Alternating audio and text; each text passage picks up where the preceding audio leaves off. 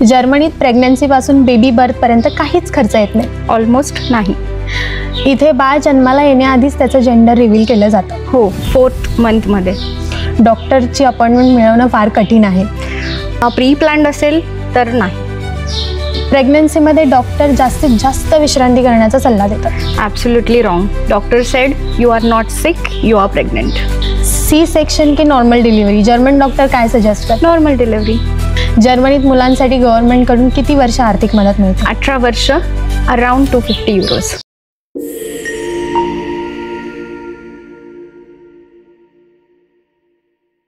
नमस्कार, मी पल्लवी तुमचं स्वागत करते ए फॉर अब्रॉडमध्ये. आज आपल्यासोबत आहे पूजा वाळुंज, एक अशी आई जिने आपल्या पहिल्या बाळाला भारतात तर दुसऱ्या बाळाला जर्मनीत जन्म दिला. 2 वेगळे देश, 2 वेगळ्या संस्कृती, पण मातृत्वाची भावना तीच. आज आपण तिच्याकडून जाणून घेऊया तिचा अनुभव, तिला जाणवलेला फरक आणि तिच्या काही टिप्स. जर्मनीत राहणारे बरेच कन्फ्यूज असतात की प्रेग्नन्सीमध्ये इथे ट्रीटमेंट घ्यायची की आपल्या देशात परत जायचं. तुझं काय मत आहे? मीही कन्फ्यूज होते, जसं की तू म्हणतीये की भारतात की जर्मनीमध्ये. बट मीही कन्फ्यूज होते कारण की मलाही खूप भीती वाटत होती की काय होईल, कसं होईल नक्की. त्यामुळे मग मी पण माझे अपॉइंटमेंट्स होऊ दिल्या. 5th मंथपर्यंत मी बघितलं की माझी ट्रीटमेंट कशी चालू आहे आणि त्यानंतर मी डिसाईड केलं की नाही, मला जर्मनीमध्येच जन्म द्यायचा आहे माझ्या बाळाला. आणि इथे मी ऐकून होती की बर्थ प्रिपरेशन कोर्स असतात आणि हेबामाच्यासुद्धा हेल्प मिळतात. बट मी ते स्किप केलं कारण की माझ्या ऑलरेडी एक डिलेवरी झाली होती, त्यामुळे मी खूप गोष्टींना अवेअर होती. सो मला नाही वाटलं की मी त्या वेला जावं. पण जर कोणाचं फर्स्ट चाइल्ड असेल आणि ते इथे जन्म देत आहेत बाळाला, तर माझं मत आहे की त्यांनी त्या कोर्सेसला जावं किंवा ते सगळी इन्फॉर्मेशन आधी घ्यावी गायनेकोलॉजिस्टकडून किंवा त्या कोर्स थ्रू कुठूनही ती इन्फॉर्मेशन घ्यावी. त्यांच्यासाठी ते खूप उत्तम असेल. आणि हेबामा म्हणजे काय? हेबामा म्हणजे नर्स. जर्मन वर्ड आहे तो नर्सचा, की त्याला हेबामा म्हणतात हे लोक. तू हॉस्पिटल कसं शोधलंस आणि कोणत्या महिन्यात रजिस्टर केलंस हॉस्पिटलसाठी? जसं की मी तुला सांगितलं की माझं हे सगळं प्री प्लॅन्ड होतं. जेव्हा आम्ही ठरवलं की आम्हाला सेकंड चाइल्ड हवं आहे, त्यावेळेस आम्ही पहिले इथे गायनेकोलॉजिस्ट शोधण्यासाठी मी गुगल केलं. आपल्याकडे इंटरनेटच्या फॅसिलिटीज आहेत. सो गुगल करून मी फ्रँकफुर्ट ओडरमध्ये किती डॉक्टर आहेत, माझ्या जवळपास डॉक्टर कोणता, ते सगळं मी चेक केलं. आणि रिव्ह्यूजमध्ये जाऊन चेक केलं की इथे इंग्लिश बोलणारा डॉक्टर मला भेटू शकतो का. सो मी त्या वेला गेली आणि मी इंग्लिश ज्यांचे रिव्ह्यूज होते की हा डॉक्टर इंग्लिशमध्ये छान कम्युनिकेट करतो, सो मी पहिले त्या डॉक्टर शोधला आणि मी त्या डॉक्टरकडे गेली. त्यांना मी माझ्या क्वेरीज सांगितल्या की मला जर्मन लँग्वेज येत नाही एवढी व्यवस्थित, तर मला तुमच्याकडे रजिस्टर करायचं आहे. सो त्यांनी मला इमिजिएट रजिस्टर करून घेतलं आणि त्यावेळेस मी प्रेग्नेंट नव्हती. सो माझं सगळं हे प्री प्लॅन्ड होतं. तर अशा प्रकारे मी माझा गायनेकोलॉजिस्ट रजिस्टर केला. तू जेव्हा डॉक्टरला भेटलीस, त्यांच्यासोबत तुझे काउन्सिलिंग सेशन्स झाले, तेव्हा डॉक्टरांनी काय सजेस्ट केलं तुला की तू आराम करावा, तुझी स्वतःची काळजी कशी घ्यावी? तुझा एक्सपिरियन्स कसा होता या बाबतीत? या बाबतीत म्हणजे मला खूप हसू येतं आहे हे सांगताना की मी ज्यावेळेस डॉक्टरकडे गेली त्यावेळेस स्टार्टिंगला मी खूप कन्फ्यूज असायची की आता ह्या वेदरमध्ये आपण काय खावं, आपण काय करावं. पण डॉक्टरांना विचारलं मी, तर डॉक्टर पण हसला. डॉक्टर म्हणे, अगं काही नाही, तू जसं फॉलो करते ना तुझ्या गोष्टी, तुझं इंडियन फूड सगळं तसंच फॉलो कर, त्याप्रमाणे काही वेगळं करायची गरज नाही आहे. त्यावेळेसच मला डॉक्टर म्हटले होते की अगं तू आजारी नाही आहेस, तू फक्त प्रेग्नेंट आहेस. सो सिम्पली हे सगळ्या गोष्टी. तुला काही फरक जाणवला का? म्हणजे इकडच्या वेदरमुळे तुला काही त्रास झाला का? टचवूड, मला काहीच त्रास नाही झाला. मी जे खाल्लं किंवा मी जे हेल्दी फूड घेत होती, एव्हरीथिंग, माझं डाएट मी स्वतः फॉलो करत होती. त्यामुळे मला असं कुठल्याही महिन्यात प्रॉब्लेम आला नाही. आणि प्रेग्नन्सीमध्ये काही स्त्रियांना डिझीज डिटेक्ट होतात, तसं तुझ्या बाबतीत काही झालं होतं का? तेव्हा तुला हॉस्पिटलमधनं हेल्प मिळाली होती की तुला वेगळा डॉक्टर बघावा लागला होता? ॲक्च्युली मला 7th मंथमध्ये इथे शुगर टेस्ट करतात प्रेग्नेंट लेडीची, त्याला जेस्टेशनल डायबिटीज असं म्हणतात. सो ती मला होती. फर्स्ट टाईम मला नव्हतं, बट सेकंड टाईम ती डिटेक्ट झाली होती. तर त्यासाठी मला माझ्या गायनेकोलॉजिस्टने सांगितलं की तुला दुसरा डॉक्टर बघायला लागेल याच्यासाठी, sugar specialist, diabetic doctor. So ते शोधण्यासाठी मला थोडे कष्ट झाले कारण की मी गेली तर इथे शुगर डॉक्टरकडे फर्स्ट विजिट केली एका डॉक्टरकडे, तर त्यांनी सांगितलं की आम्ही फुल आहे. सेकंड डॉक्टरकडे गेली, सेम कंडिशन. मग खूप दिवसांनी म्हणजे ऑलमोस्ट 1-2 वीक झाल्यानंतर मला थर्ड डॉक्टर हो बोलले आणि मग मी त्यांच्याकडे रजिस्टर झाली. सो ती अपॉइंटमेंट माझी त्यांच्याकडे चालू होती मग शुगर साठी. तू आता जस्ट डाएटबद्दल बोललीस, स्वतःचा डाएट तू स्वतः मेंटेन केलेस. तू नेमकं काय केलं असतं? म्हणजे भारतातल्या बऱ्याच वस्तू इथे मिळत नाहीत, तर तू कसं मॅनेज केलं होतंस? आपल्याकडे इंडियन स्टोअर आहेत. सो इथे आपल्याकडे ठेले तर नाही, पाणीपुरीचे ठेले, वडापावचे ठेले, पण आपण करू शकतो ते, कारण की इंडियन स्टोअर आहे. सो सगळं भेटतं आहे तिथे. सो माझ्या पहिल्या महिन्यापासून ते 8व्या महिन्यापर्यंत मी माझे डोहाळे पुरवले. आणि इथे माझ्या जवळपास इंडियन फॅमिलीज आहेत, 3 ते 4 इंडियन फॅमिलीज आहेत. सो त्यांनीही माझे डोहाळे पुरवले. आणि 9वा महिना जसा माझा स्टार्ट झाला, सो माझी आई आली. आणि आई आल्यानंतर ती इतकं काही घेऊन आली की 8 दिवसात मी माझे डोहाळे पूर्ण केले. म्हणजे आपण इथे फॅमिलीला बोलवू शकतो, तर त्यासाठी काय प्रोसेस आहे? त्यांना किती महिन्यासाठी आपण बोलवू शकतो? आपण त्यांना बोलवू शकतो 3 मंथसाठी, जसं मी माझ्या आईवडिलांना बोलवलं होतं. तर त्याच्यासाठी मी केलं असं की मी इथून इन्व्हिटेशन लेटर घेतलं पहिले, आणि इन्व्हिटेशन लेटर त्यांना तिकडे पाठवलं इंडियामध्ये. सो त्यांनी विजा ऑफिसला जाऊन ते सगळे लेटर जॉईन केले. विथ त्यांना मी मोटर पास पण पाठवला होता. मोटर पास म्हणजे इथून आपल्याला आपल्या गायनेकोलॉजिस्टकडून भेटतो तो मोटर पास. तर त्याच्यामध्ये आपल्या फर्स्ट मंथपासून ते लास्ट मंथपर्यंतच्या सगळ्या एंट्रीज असतात. तुम्हाला शुगर आहे, BP आहे, वॉटेवर त्याच्यामध्ये जे पण असेल तुमच्या सगळ्या गोष्टी, तर त्या सगळ्या मेन्शन असतात. तर त्याचीही झेरॉक्स मी त्यांना पाठवली होती आणि ती त्यांनी विजा ऑफिसला दिली होती डॉक्युमेंट्समध्ये. सो त्यांच्यासाठी ते खूप इझी गेलं प्रोसेस होणं, आणि विदिन 5 डेज त्यांचा विजा घरी आला. अरे वा. भारतात सुरुवातीपासून ते डिलिव्हरीपर्यंत गायनेकच सगळी काळजी घेत असतात. तसं जर्मनीत पण सेम आहे का, की मधल्या काही स्टेप्स आहेत? ॲक्च्युली माझी फर्स्ट डिलेव्हरी भारतात झाली आहे. सो तिथे माझ्या गायनॅकनंच माझी डिलेव्हरी केली होती. पण इथे असं नाही आहे. इथे गायनॅक तुमची ट्रीटमेंट करतो आणि त्यानंतर तुम्हाला जावं लागतं क्लिनिकमला, म्हणजे इथल्या गव्हर्मेंट हॉस्पिटल्सला. सो ती पण एक प्रोसेस वेगळी आहे, कारण की तिथे म्हणजे जाऊन तिथे रजिस्टर करायला लागतं गव्हर्मेंट हॉस्पिटलला सुद्धा. तर ती प्रोसेससुद्धा डिफरंट आहे आणि त्याच्यासाठी सुद्धा तुम्हाला भरपूर टाईम लागतो. सो ते रजिस्टर करण्यासाठी मी गेले होते, आणि ते रजिस्टर केल्यानंतर त्यांनी मला तिथे पूर्ण हॉस्पिटल दाखवलं. रूम कशी असणार, डिलेव्हरी रूम, तुम्ही झोपणार कुठे, तुमचं बाळ कुठे ठेवणार आम्ही, आणि तुमच्यासाठी तुम्हाला जर पेन होत असतील तर तिथे एक हॉट वॉटर बाथ असतं ते देतात तुम्हाला. तो ते सगळं आम्हाला त्यावेळेस त्यांनी दाखवलं होतं. जसे इंडियामध्ये डॉक्टर्स काही सप्लिमेंट्स किंवा मेडिसिन सजेस्ट करतात, तर इथे तसं जर्मनीतल्या डॉक्टरांनी तुला काही सजेस्ट केलं होतं का? हो, केलं होतं. कारण की इथे एक टाईपच्या गोळ्या आहेत, म्हणजे 0, 1, 2, 3 ह्या पॅटर्नमध्ये असतात. 0 म्हणजे तुम्ही बेबी प्लॅनिंग करण्याआधीची गोळी, की जी तुम्हाला हेल्प करते तुम्हाला बेबी कन्सीव्ह करायला. 1 म्हणजे ती प्रेग्नंट झाल्यावर तुम्हाला फर्स्ट 3 मंथ दिला जाते. सेकंड म्हणजे 4th month to last month, आणि थर्ड म्हणजे आफ्टर डिलेव्हरी, की जी तुमच्या मदरसाठी हेल्पफुल विटॅमिन्स जे असतात ते तुम्हाला त्या थ्रू मिळतात. असे इथे 0 to 3 असे मेडिसिन्स आहेत. तू आता बऱ्यापैकी आम्हाला माहिती दिलीस की तुझ्या डाएटबद्दल, तू डॉक्टर कसा शोधलास, तुझ्या हॉस्पिटलबद्दल, तुझी आई पण आली, तुझे डोहाळे पण पुरवले गेले. मग आता वेळ आली बाळाला जन्म देण्याची किंवा लेबर पेन सुरू होण्याची. तर तुला भीती वाटली होती का, की बाबा मला रात्रीचे लेबर पेन सुरू झाले तर ॲम्ब्युलन्स वेळेवर येईल की नाही? त्याच्यासाठी तू कसं प्रिपेअर केलं होतंस ॲक्च्युली? भरपूर भीती होती मला या गोष्टीची, की रात्र असेल तर काय करावं, लँग्वेज येत नाही. सो आम्ही प्रिपेअर होतो त्यासाठी. माझे हस्बंड होते सोबत मला त्या गोष्टीसाठी, त्यांना थोडी लँग्वेज येते व्यवस्थित. पण तरीही कुठेतरी एक मनात भीती असते ना, की आता काय करावं अशा सिच्युएशनला. जर दिवस असेल तर मी कुठल्याही पद्धतीने तिथपर्यंत जाईल, पण रात्र असेल तर कसं करावं. तसंच झालं माझ्यासोबत. रात्रीचा टाईम होता, रात्रीचे 2:30 वाजले होते आणि मला पेन स्टार्ट झाले. सो पेन असे होते की फर्स्ट डिलेव्हरी झाल्यामुळे मी अवेअर होती की पेन कसे असतात. सो त्यामध्ये मग असं झालं की मग हजबंडला सांगितलं की नाही, हे तेच पेन आहे, आता आपल्याला निघायला हवं. मग हजबंडने माझ्या ॲम्ब्युलन्सला कॉल केला, जर्मनमध्ये बोललेत आणि त्यांना सांगितलं.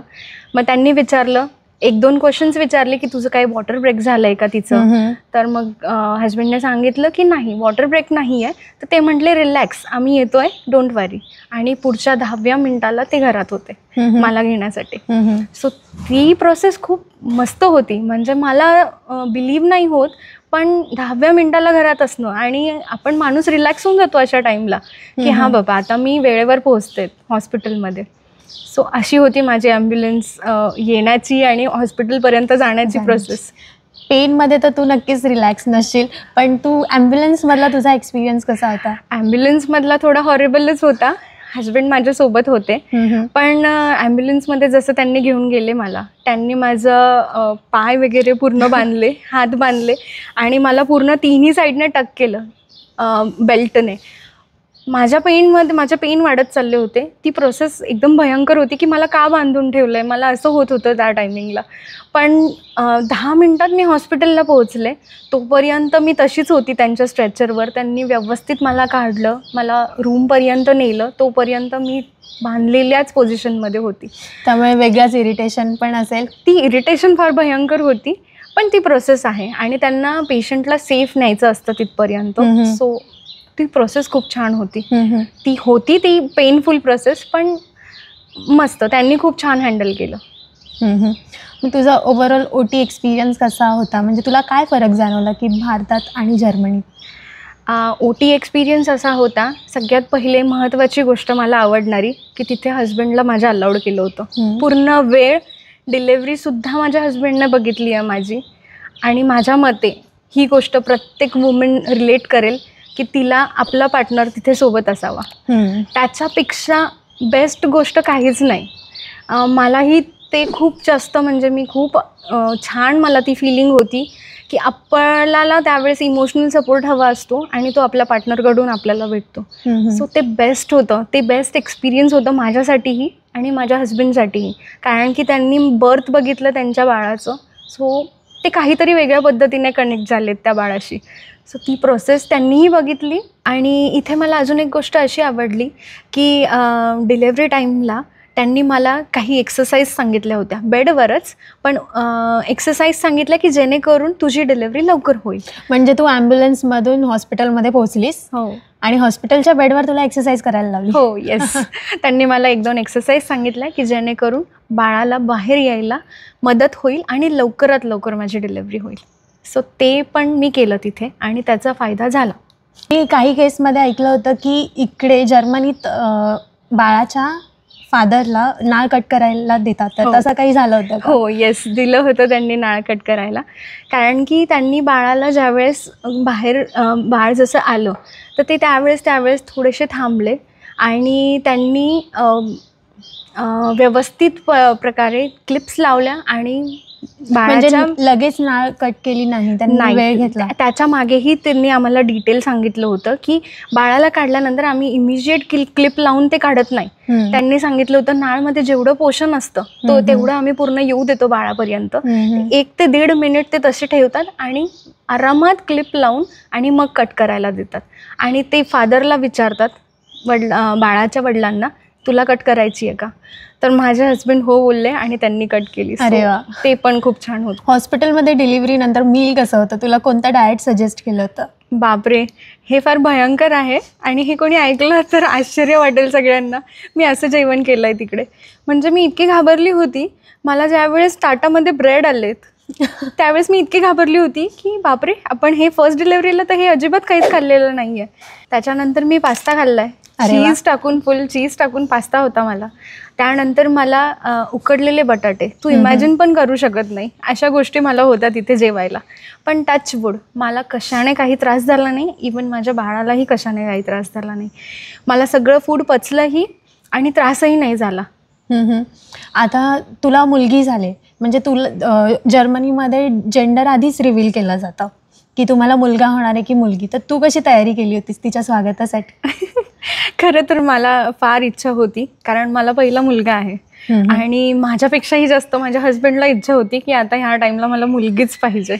सो आम्ही इतके एक्सायटेड होतो ज्यावेळेस आम्हाला जेंडर कळणार होतं. सो आम्ही 3.5 महिन्याच्या टाईमला माझी अपॉइंटमेंट होती फर्स्ट. तर त्यावेळेस मला डॉक्टरांनी सांगितलं की चला आज आपण जेंडर चेक करायचा दिवस आहे आपला आज. सो खूप एक्साइटमेंट होती. आम्ही गेलो, डॉक्टरांनी स्कॅन सुरू केलं. स्कॅनमध्ये डॉक्टर चेक करतोय पण तो फार कन्फ्यूज होता. तो मला म्हणतो की I am not sure but it's a girl. म्हटलं डॉक्टर प्लीज कन्फर्म सांगा ना मला. पण नाही, त्यांचं म्हणणं होतं की नेक्स्ट टाईम ये, मी तुला कन्फर्म सांगतो. बिकॉज आत्ता मी थोडा कन्फ्यूज आहे. 80% मी तुला सांगतो गर्ल आहे, बट थोडा कन्फ्यूज आहे मी. सो नेक्स्ट टाईम मी कन्फर्म सांगेल.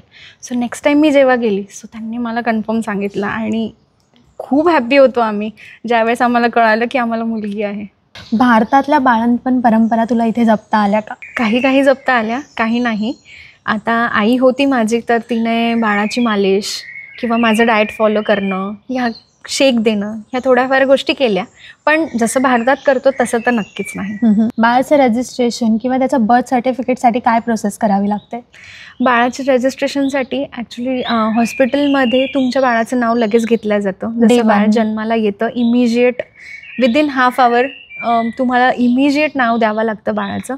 आणि ते बाळाचं नाव दिल्यानंतर ते हॉस्पिटल स्टांजाम्टकडे ते डॉक्युमेंट्स पाठवतात आणि तिथून आपल्याला अपॉइंटमेंट येते, मेल येतो की या आणि बाळाच्या बर्थ सर्टिफिकेटसाठी पुढची प्रोसेस करा. ओके. सो आपण ती अपॉइंटमेंट च्या दिवशी जायचं आणि आपले डॉक्युमेंट्स तिथे सबमिट करून तुमच्या बाळाचं सर्टिफिकेटसाठी अप्लाय करायचं. आणि मग काही दिवसात तुम्हाला बर्थ सर्टिफिकेट साठी परत मेल येतो की या आणि घेऊन जा. ओके. जर्मनीत बाळाला जन्म देणं शिकवणं की घाबरवणं?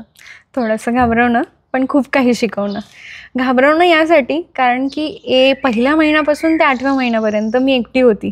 म्हणजे असं नाही की मला काही दुखलं तर आई येईल किंवा काही झालं तर आपल्याला खूप इमिजिएट गोष्टी अवेलेबल आहेत, असं काही नाही. मग त्याच्यामुळे मी खूप घाबरलेली होती आधी की बाबा कसं होईल माझं काही दुखलं तर काय करायचं मी. पण टचवूड मला काही झालं नाही, त्यामुळे ह्या सगळ्या गोष्टी खूप इझिली मॅनेज झाल्या. पण घाबरलेली होती मी.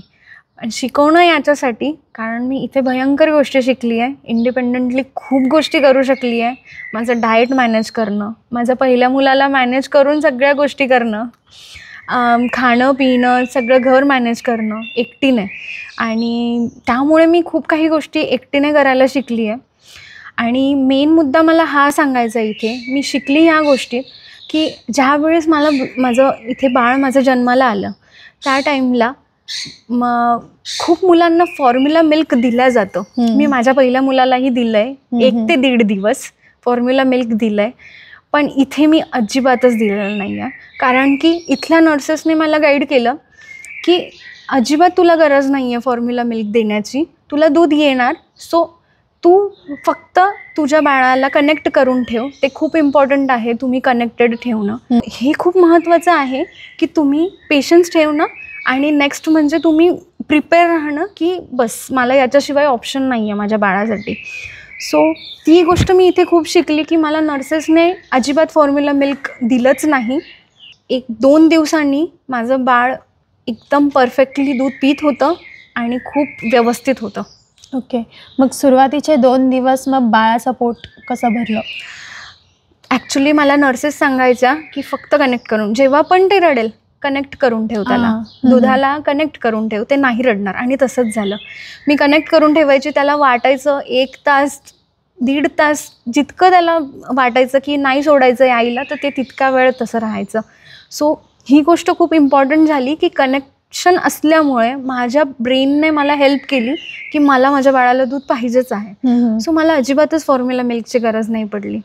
आणि मी हे सांगू इच्छितो सगळ्याच लेडीजला की असतात काही प्रॉब्लेम्स, पण त्या प्रॉब्लेम्सला बाजूला ठेवून फक्त एवढा विचार करा की मला माझ्या बाळाला दूध द्यायचं आहे, दॅट्स इट. हे खूप इम्पॉर्टंट आहे आणि हेच तुमचं वर्क करतं. जितकं आपण पॉझिटिव्ह राहू तितकं बेस्ट. Thank you so much. तू बरीच इन्फॉर्मेशन दिलीस.